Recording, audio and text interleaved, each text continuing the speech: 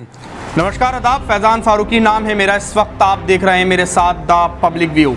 मुहर्रम का महीना आते ही इस्लामिक नए साल की शुरुआत के साथ ही सन 1442 हिजरी लग चुकी है।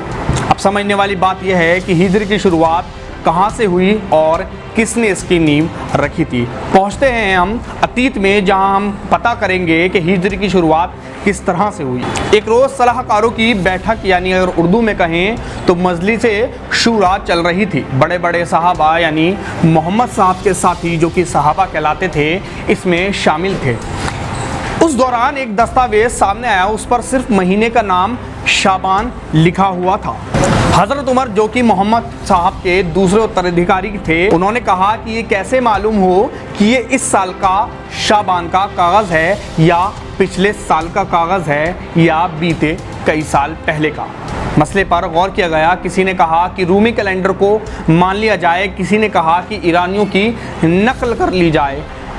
उस वक्त मदीना में ईरानी भी मौजूद था। उसने कहा कि हमारे यहाँ साल के साथ साथ तारीख और महीना भी होता है। अब मसला ये पेश आया कि सन की शुरुआत कहाँ से हो।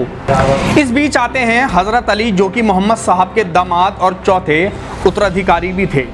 तब उन्होंने ये मशवरा दिया कि नबी करीम सल्लल्लाहु अलैहि वसल्लम की हिजरत, यानी जिस वक्त मोहम्मद साहब मक्का छोड़कर मदीना आए, उस दिन से सन की शुरुआत होनी चाहिए। हज़रत अली की इस राय में सबने इत्तेफाक किया, यानी कि सबने उनकी बात को अच्छा समझा, उनकी सलाह को माना। मोहम्मद साहब ने रबीउल अव्वल में हिजरत फरमाई थी, जो अरब का तीसरा महीना था, लेकिन अरब में नया साल मुहर्रम से शुरू होता है।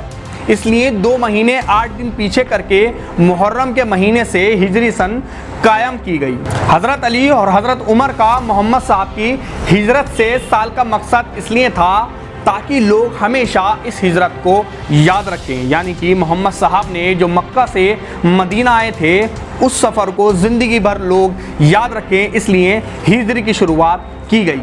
हिजरत जिसे हमेशा के लिए दुनिया का रुख मोड़ दिया, वो हिजरत जो इंसानी तारीख के सबसे बड़े इनकलाब के लिए थी, जो पूरी इंसानियत के भलाई के लिए की गई। जिस मुहर्रम से इस्लामिक कैलेंडर की शुरुआत हुई, असल में वो हिजरत के बाद ही शुरू किया गया, ताकि लोग आखिर तक मोहम्मद साहब की हिजरत को याद रखें। ऐसी ही और दिलचस्प खबरों के लिए, दिलचस्प कहानियों के लिए देखते रहिए हमारा चैनल द पब्लिक व्यू।